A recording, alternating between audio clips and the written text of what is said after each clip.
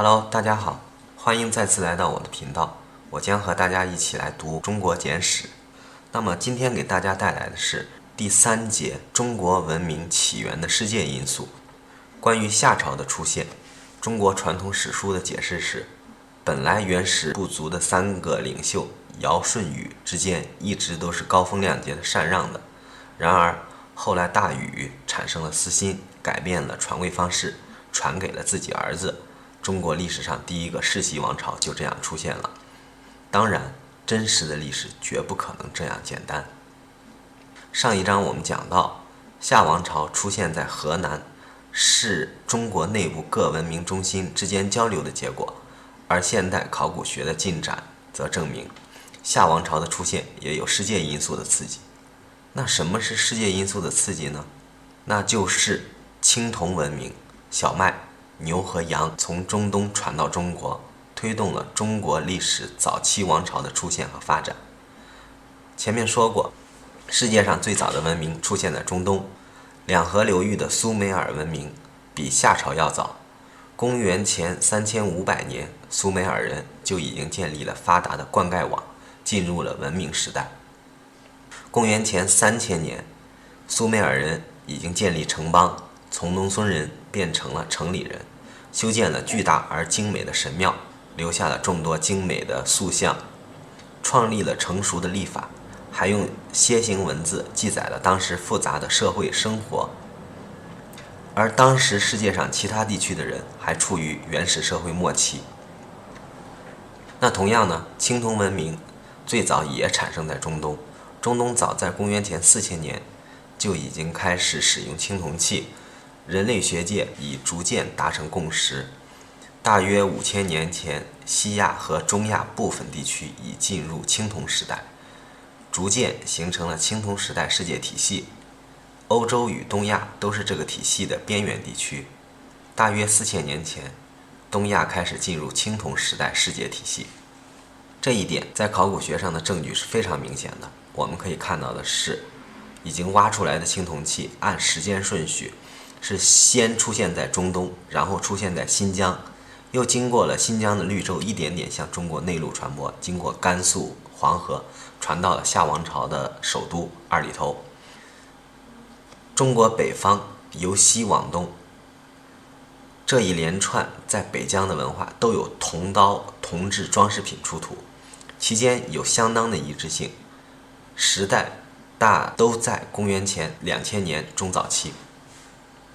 在地理位置上来看，他们说连成了一条青铜进入中国的通道，我们可以叫它是青铜之路。中原地区发现的第一批青铜器是在公元前19世纪后期，在二里头文化第1、第2期出现的为数不多的一批青铜器，它们带着浓郁的西北早期青铜文化圈风格。因此在丝绸之路之前已经存在了一条青铜之路了。沿着这条青铜之路传过来的不只有青铜，还有小麦、黄牛和羊，这些也都是中亚传过来的。那么有人说了，牛羊是6畜之一，难道不是中国本土的物种吗？答案是什么？还真不是。中国内地的所有新石器时代遗址中都没有发现过公元前2500年之前的驯养黄牛和绵羊的遗骸。事实上，考古学家公认，人类文明最早期的一些驯化物种几乎都是在中亚和中东出现的，距今约1万年前。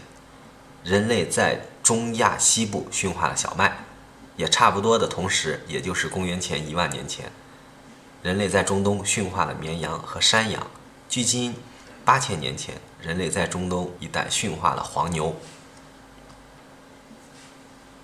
中国呢，在公元前2500年以前，用来祭祀的贡品一直是猪，从来没有出现过牛和羊。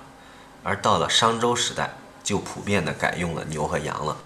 中原地区除了传统的猪殉葬外，绵羊首先在河南偃师商城成为殉葬仪式中的组成部分。这种做法在商代晚期的都城安阳殷墟变得更加司空见惯。因此6畜之中只有一半，也就是猪、狗、鸡是中国的土产，其他3种马、牛、羊都是从中亚传过来的。那么牛、羊、小麦的传入和中国早期王朝的出现有什么关系呢？它们提高了生产力。中国本来没有食草的驯养动物，猪、狗、鸡都不吃草，所以牛和羊传进来后，既不会和中国本土的猪、狗等传统家畜争夺食物，又为中国人提供了大量的新的肉食来源。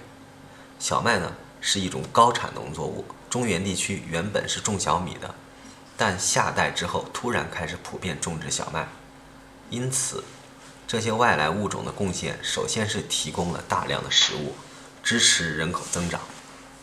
外来驯化的动植物如小麦、大麦、绵羊、山羊和黄牛，最早出现在新石器时代晚期，在二里头和商时期逐渐成为了常见植物，成为了新的食物来源，使城市中心的人口逐渐增长，也促进了早期国家疆域的扩张。其次呢，小麦和青铜的引进提升了中国人的组织能力。由于小麦是需要灌溉的农作物，因此它的大面积种植需要公共管理系统对水源进行分配与调节，这就需要出现新的社会管理组织。正是这种需要促进了中华文明的发展，而青铜器的出现更促进了文明不断成熟。因为与石器和木器相比，青铜器的制造要复杂许多倍，需要通过大规模的精密的社会组织行为才能实现。考古资料显示，如果没有吸收来自中国之外的很多新技术，中国文明不可能达到这么高的复杂程度。最显著的发明如青铜技术、马车、小麦、大麦、马、山羊、绵羊，都是从中亚传入中国的。与外界世界的交流刺激了中国社会政治与技术的发展，外来技术被中国居民改造，并被纳入本土的社会政治和精神观念系统。所以夏文明的出现并非偶然，是外因和内因交互作用的结果。外来刺激呢，常常引起质变，比如日本近万年的绳文时代文化发展缓慢，受外来文化影响，弥生时代文化发展异常迅速。中国的新石器时代6000多年发展缓慢，但是进入青铜时代明显的加速。在国家形成期，从二里头到商，外来的技术运用之密集与强度都已经达到了很高的水平。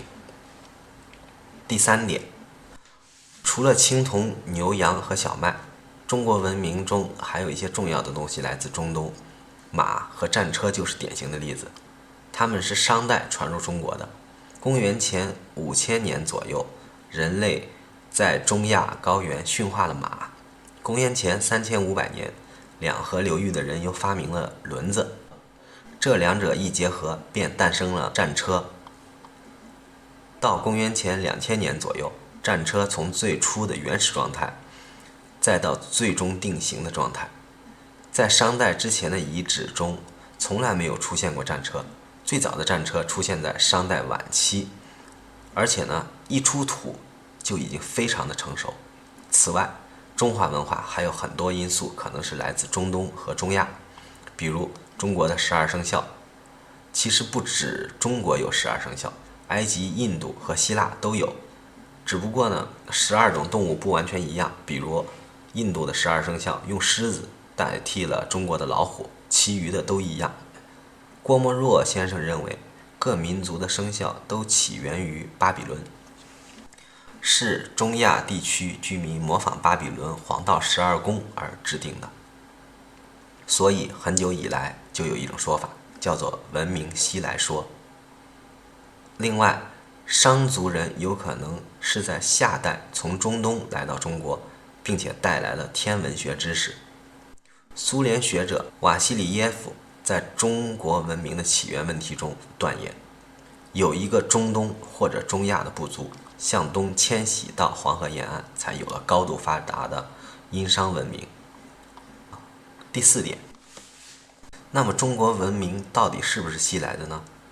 到今天，学术界比较一致的意见是，中国早期的一些驯化物种，也包括一些重要的技术，比如青铜、马车，还有一些天文学知识，确实是从中东和中亚传入的。但是我们也不能因此断言中国文明是西来的，因为在这些物种和技术传入之前，中国本土文明的基本特点和性格已经完全形成了。考古学家已经揭示，东亚新石器时代定居农业文化是本土起源且连续进化。这些新技术不但没有改变中国本土文明的特点，相反还刺激了其发展。以上便是本节视频所有的内容。通过这节课，大家了解了中国文明起源的世界因素吗？那么我来做一下总结。青铜文明，小麦、牛和羊从中东传到了中国，推动了中国历史上早期王朝的出现和发展。再次感谢大家的观看，在这里做一次下期预告。